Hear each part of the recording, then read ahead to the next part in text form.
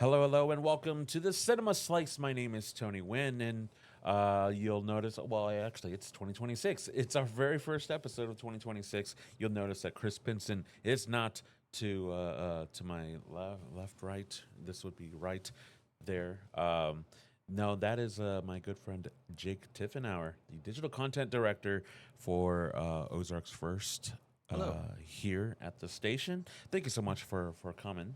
I'm happy to be here. Yeah, absolutely. Now, this is a long time coming. We've been wanting to work together for quite some time, and we have been. But now publicly, people can see us working together. Now If they they know. want to. Yeah.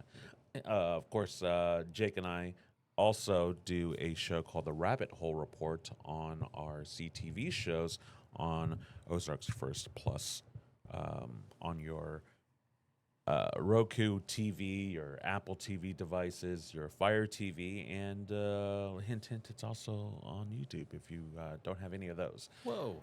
And eventually, we'll also be appearing on your TV screens. Not too long from now, right? From what I hear. Oh, Technically, we're on Monday already. we're on Monday, so there you go. It's happening. Our So- second episode will be next Monday. Okay, so Mondays you can watch the Rabbit Hole Report with starring both Jake, myself, and some other guy named Tom. Probably heard of him. I also realize I didn't do a very good job of telling you that we're on TV, I guess. So, hey, congrats.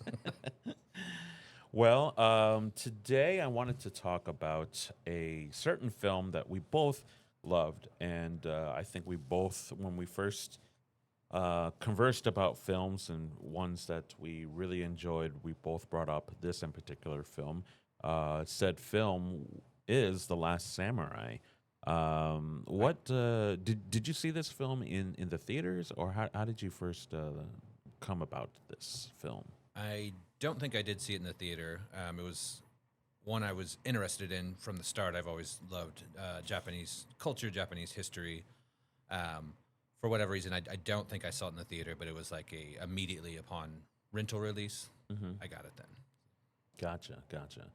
Yeah, I think it took me a couple of years after it came out as one of the biggest issues, and we both talked about it, of how the strangeness of titling a movie starring a guy who probably shouldn't be the star of said movie, but the lovely surprise that it was not about said person, and basically, The Last Samurai, starring Tom Cruise, as you see, and you're thinking, okay, here we go. Here's and especially in me being a minority, here's a white guy coming in, and probably why is he the last samurai? How is this going to be anywhere close to being a legit story?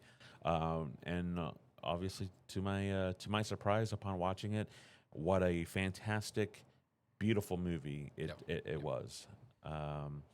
Now, for those of you who don't know, it was released in 2003 by Edward Zwick.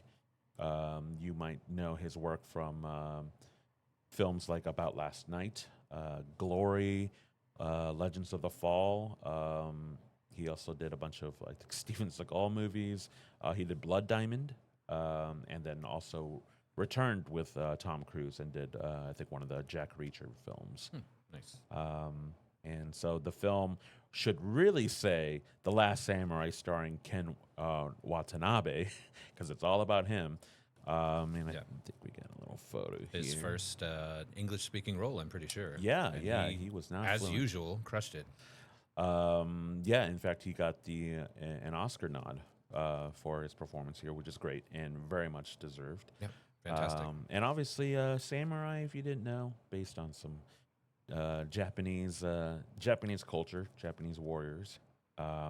However, Tom Cruise's character is fictional, but the film definitely leans more so on I would say, like the legend and the myth of Myth is perfect. Yeah.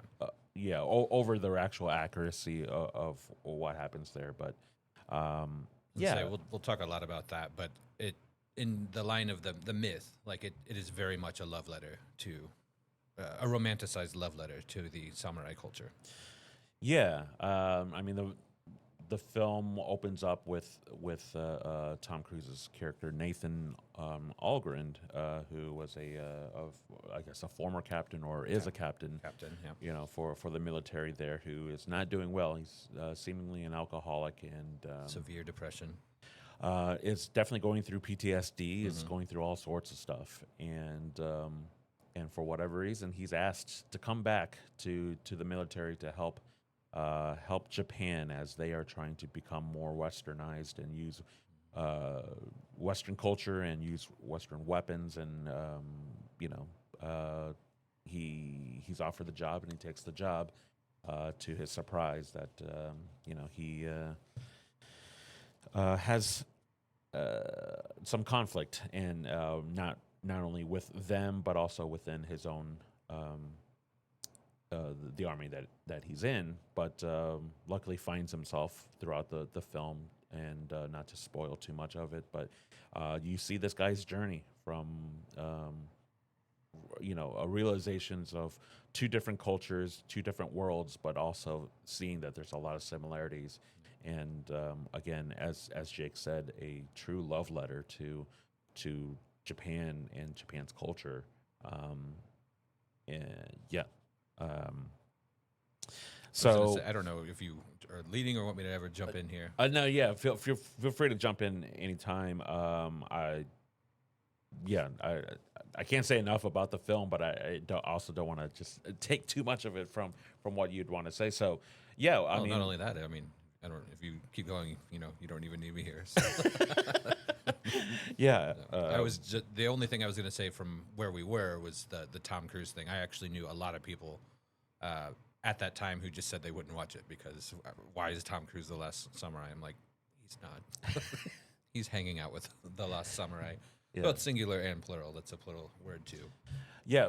Did you find it impressive that he spoke Japanese for pretty much the entire movie? And on the flip side, Ken Watanabe also speaking English.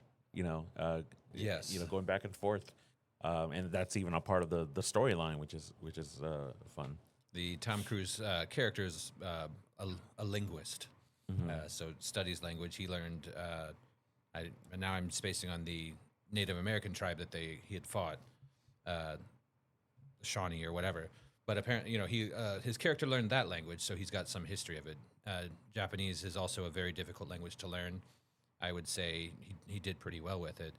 My bigger question, the only thing with Ken Watanabe's character, Japan was a notoriously xenophobic, isolated country. How did he learn English so well? I know it's just for the movie, Yeah. and he speaks it very well. But that one to me is like, why would a literal Japanese warlord, territorial warlord, why would he speak English? To know his enemy. For that part, yes. Yes, Yeah. for the sake of the movie. Yeah, for what it's worth, that's the only inaccuracy I see in the entire film. Do you feel like the movie would not have done as well if Tom Cruise's name wasn't at the top of the poster here? Yes, I feel it would not, and that's in many ways like his character is. It is something just for the Western audience to identify with, but also in that particular storyline, he's also the reporter, essentially. Even though Simon Graham is a reporter, he's a reporter, just showing their version of that story, which would have so much less context if he wasn't there. So, both in the movie and out, there is a real role that he is playing. Yeah, I do wonder if maybe in other countries, and maybe specifically in Japan, maybe Tom Cruise's name wasn't at the forefront, or maybe he's such a household name, which he definitely is, that maybe they still stuck with Tom Cruise as being the lead actor, despite the fact that it is mostly about Katsumoto. Yes. Watanabe's character there. Yeah, I think I don't know. The feedback, and I don't know the feedback before the movie. The feedback after the movie seemed to be that the Japanese populace they thought Tom Cruise did a great job with his learning. Of course, he's notorious for immersing himself in a role, but taking Japanese for a year and a half and katana practice for a year or whatever he did. Mm-hmm. Uh, all the feedback I've seen is that they thought he actually did a great job. Now, whether that's the case before the movie, I don't know. Gotcha. But he is Yeah. also an international superstar. What really made you like this movie and then love this movie? I mean, there are so many things. And again, if any of you were to hear Tony and I talk about this over the years, we've spent not full days, but on many days we've spent some time talking about it. I've always done martial arts. I've been interested in martial arts. So the samurai, right off the bat, that is a draw. And again, I've always loved Japanese culture. So there were so many things I liked right off the bat. Zwick did an outstanding job putting that film together, even if it is, historically inaccurate. What made me love it was just the way that they were able to tell the story of the bond between Algren and Katsumoto, and Katsumoto's group too, Ujio, and some of his minor lords or whatever they were. The relationship that grew is probably what made me love it. Not very well said, but hopefully you get what I'm trying to say. Yeah, absolutely. To me, just because it was such a love letter to the samurai, especially, and I don't know. There's something just how even Tom Cruise's character realizing that these people are not the savages as they were described to be, but the complete opposite of so disciplined on just the small little stuff, that everything is practice. Everything is, the effort and the discipline. Pursuit of perfection in everything they pursue, trying to Yeah. attain perfection in everything they pursue. Yeah, it's so, I don't know, just cool that that is what they're all about, and Yes. and that they built an entire life. There's a whole village, a whole group of people that run this type of discipline, and not only is it beautiful, you look at it on the opposite end of like warfare and everything, like the dedication to just that, it would be savagery in a way, but at the same time, using a blade very specifically and everything. That's what really like. Oh man, this is so cool. Yeah. It's so it inspires you to want to live in some way, in that way, despite the fact that I believe the samurai were like not really the most like moral people, and No, no. Katsumoto is very much the idealized version of the best parts of what a samurai lord was, and again, the character is amazing and a greater than life person. Like you said, he finds out not only are they not savages, the journey is literally healing for him, both physically because of his wounds and his alcoholism, but also mentally, all the depression, all the PTSD you talked about. He's now immersed with warriors who, they live among their people. They do everything in service for their people, and vice versa. And it literally heals his mind. Like that's another, cool thing. If you read this, and I actually, just reread a quick, Wikipedia like summary of the plot just to make sure I didn't forget anything. It actually reads very schmaltzy. It's just like, if you're reading this, it's a hit or miss on whether it even sounds good, but Yeah. it's just so well executed. The acting performances in Zwick, yeah. again, and then I forget whoever scored it. Hans Zimmer. Zimmer, yeah, I was Yeah. going to say absolutely outstanding score. There's every single aspect of the production and the acting is so good that even if there's inaccuracy and schmaltziness, it's just a killer movie. And it's a love letter again to a culture which I appreciate, and I know the Japanese also appreciated that from what I've read. Yeah. Do you find it, and I'm only now thinking of this, like the story as well is, with the emperor, the young emperor, also being pretty obsessed with a different culture and trying to embrace it, and then also learning the lesson that, like, yeah, it's great that you can, like, embrace a new thing and everything, but don't forget who you are and where you come from. Yes. So you can also see yourself and reflect upon that as well, that as much as you, Jake, love the Japanese culture and the samurai code and everything like that, don't forget who you are and where you're from. Oh, I won't. I'll keep repping the state of Missouri. Jolly It's good. jolly good. Yeah. Well, yeah. So Emperor Meiji, very young. It's the Meiji Restoration period of Japan. Like you said in the intro, he's trying to modernize Japan in his eyes. What that means to modernize, and of course, Katsumoto represents the side who is holding on to tradition. Once again, Nathan Algren, Tom Cruise's character, he's the go-between. He's the mediator, and literally at the end, he gets the sword to the warrior to whom the old ways mix with the new, or something like that. Again, been a little bit, but same thing. He's the bridge between those things, which I could also understand why people would not like with the white savior thing. Yeah. But yeah, just interesting. Just such again, to read it on paper, and that was the backlash with people. Tom Cruise in this movie, why? No, he's just kind of a mediator, if you will, Yeah. despite Yeah, actively absolutely. fighting. I mean, a mediator between the old and the new. Um, we talked about Hans Zimmer and the score and everything like that. Do you think the movie would still work well without the score? I do, but it makes it better. And the key scenes, of course, like there's the iconic duel with Ujio in the rain when he just gets absolutely wrecked by a far superior swordsman while he's still injured. But that especially, that's the one that always comes to mind first. Also, just the rain, the thunder, and then that the the swell of the music coming in as he just keeps getting up after getting the the blood knocked out of him and Yeah. concussed and broken nose.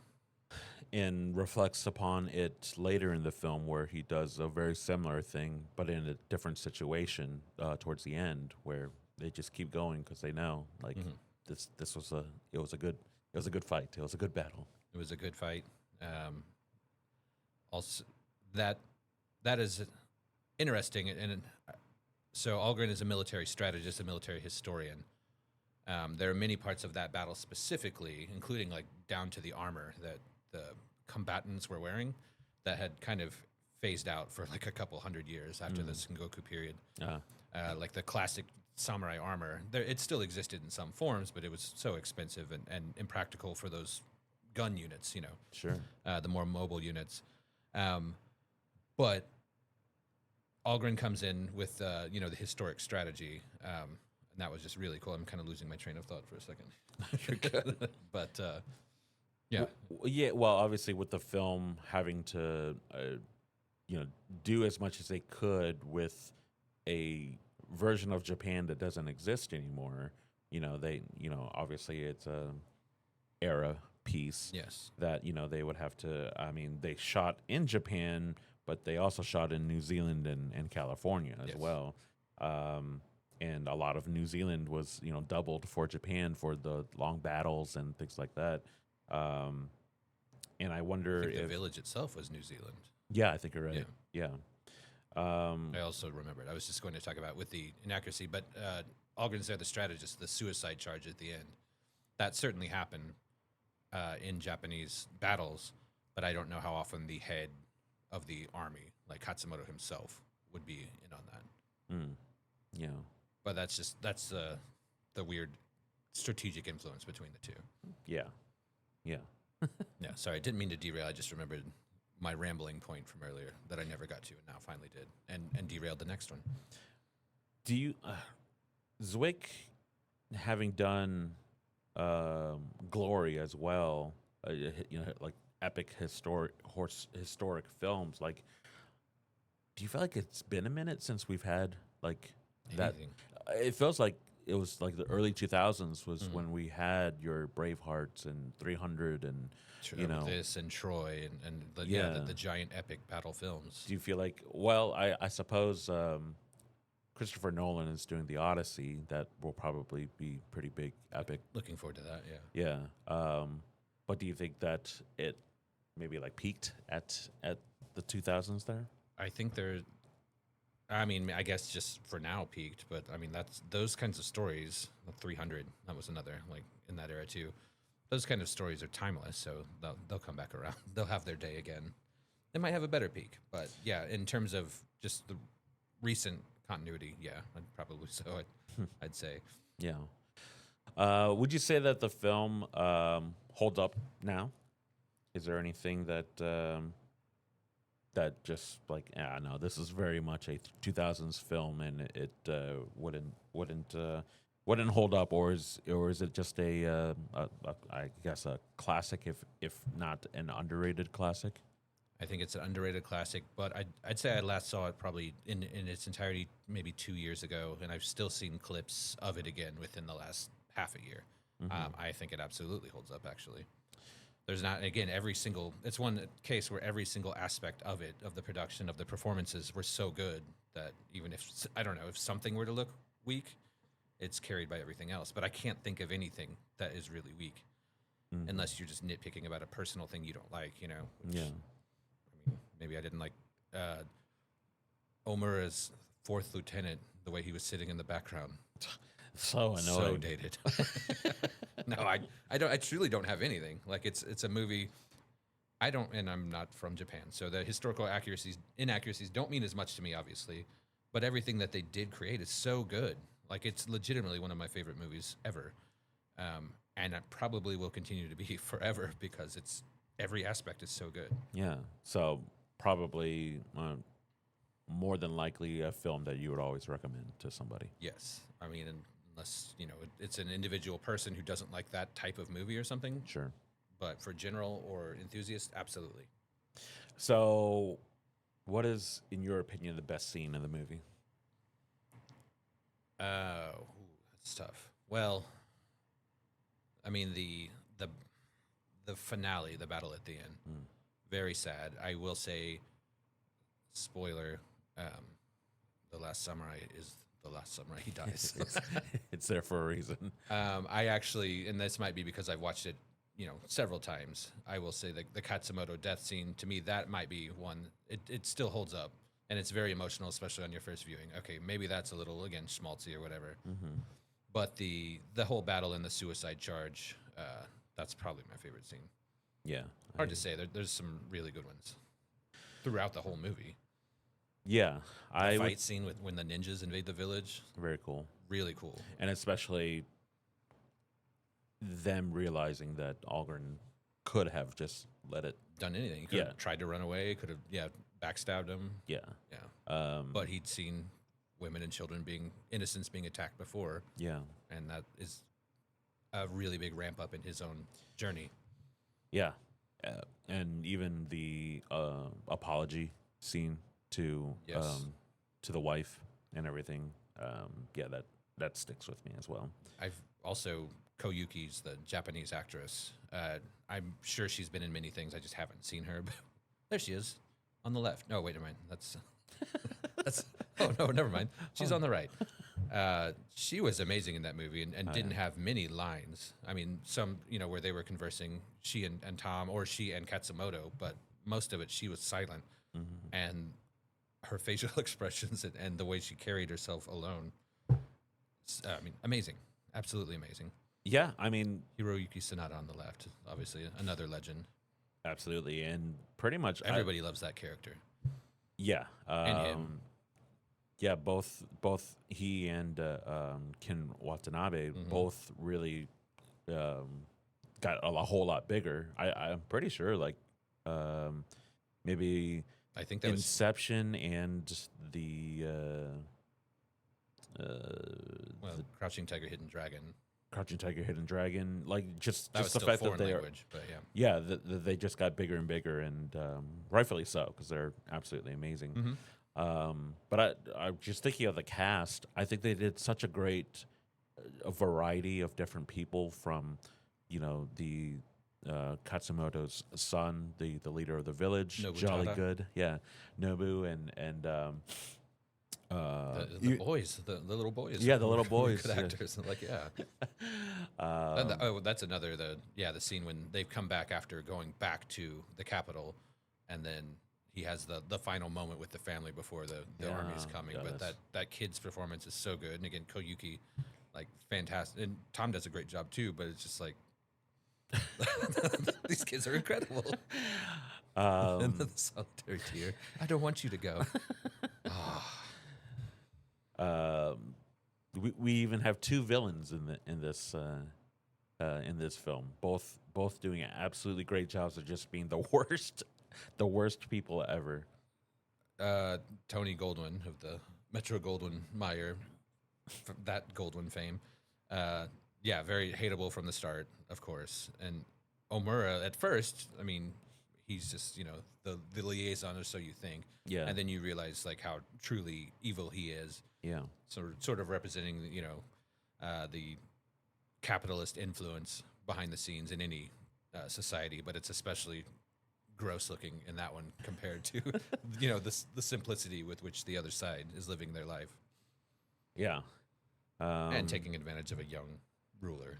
and the young ruler just they did a great job, even though he only spoke at the pretty much at the end there in Yeah. a brief conversation with Katsumoto.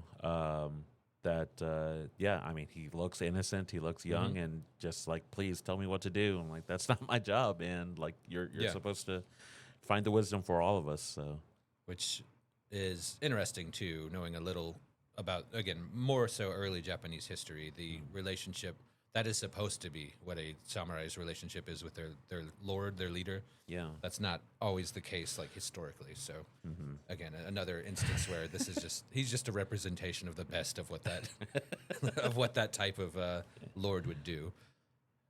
Include again, caring for the people, being first in the fight. Even a cool thing like right before that ninja invasion, the monitor went up behind you. Oh no. Before that, that's I guess we can keep going. But yeah, right before the ninja invasion, they're doing the little theater show on the stage, and he's even willing to go out there and have fun and look silly doing that. Yeah, Such a cool character, yeah, absolutely. even if he's probably a unicorn among the brutal, nasty samurai lords of the ages.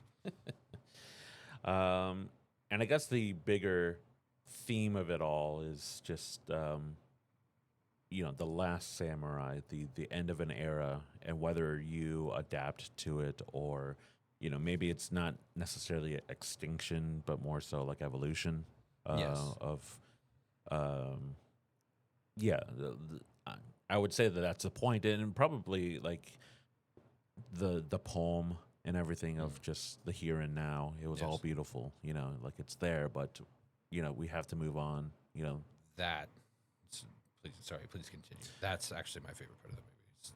Yeah, They're all perfect. they're So all I perfect. talked about the death scene. I'm talking about he and Tom Cruise. But that line at the end is one of my favorite lines from any movie. Perfect. They're all perfect. Yeah, Amazing. Absolutely amazing. Everything you do in life, so much of it is silly. So what is what is the true purpose? What is the true beauty? And unfortunately for him, it happened at the end of his life, but he found it. yeah. Well, because his purpose was taken away because Yes. the emperor wanted to move to a different Yes.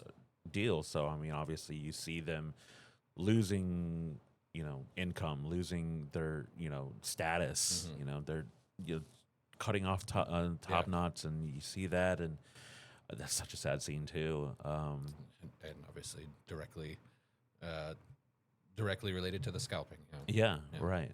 Um, the film's so good. It is so good. Yeah. It's Uh, like, I don't know if you wanted me to come on here and bring conflict, but it's like, no, we're agreed. no, It's- no, it's really we're good. You mentioned like the theme of the film, like progress. Like progress is it's inevitable, however it comes. But in a case like that, where you're trying to rush progress, what is the cost? And in that particular case, the beautiful parts of the past, in this particular case, they went away. Yeah, That was the cost. Losing the truly good things about that feudal system. Again, even if they weren't always all rosy in real life. yeah. Well, I guess, do you feel that especially with a historical film, Is it better for it to be accurate or more meaningful? In this particular case, I think the messages they have kind of go, not even transcend, but kind of go to a different area. So I would say the messages they have about life and about appreciating your history and all that, they can work on their own. In a perfect world, I personally would probably prefer a documentary if I'm just watching generic A versus generic B version of a topic. But this one's so well made, and those messages are so good and so good to take to heart for everyone that I'm okay with it Yeah. not being, a much slower, more drawn out pace. Yeah. I mean, I think also, and it could just be me, but I'd like to think that for the most part, when you think of people, when you think of whatever, yes, there are negatives, but you tend to remember like the good times, the Oh, good stuff, the hopefully, yeah. nostalgia and everything like that. Um, and yeah, again, this is definitely is and was a love letter to Japan and the samurai culture and everything. So, yeah, let's wrap it up here. Any last thoughts here? If you haven't seen the movie, I think you will know what we recommend you do at this point. And again, and for anybody who still in 2026 thinks that Tom Cruise is the Last Samurai, he's not. He's just hanging out with the Last Samurai, and they are amazing. Yeah, And the absolutely. film is amazing. Again, I'm not even worried about overselling it because again, every part of it is so good. Even if there's something you don't like, everything else is killer. Yeah, I mean, cinematic, cinematography wise, I mean, it is beautifully shot. Locations, Incredible locations. just storytelling, absolutely amazing. Acting, score. I mean, it's the full deal, and honestly, very much a underrated film that Yeah. unfortunately, yeah, does get pigeonholed by the thought that it is a white savior, culture appreciation type story, and that is definitely not the case. It is If a anything, film that you it's should watch. Unity is what it is. But yeah. Yeah, yeah, for sure. All right, well, this has been the Cinema Slice. For Jake, I'm Tony, and we will see you next time.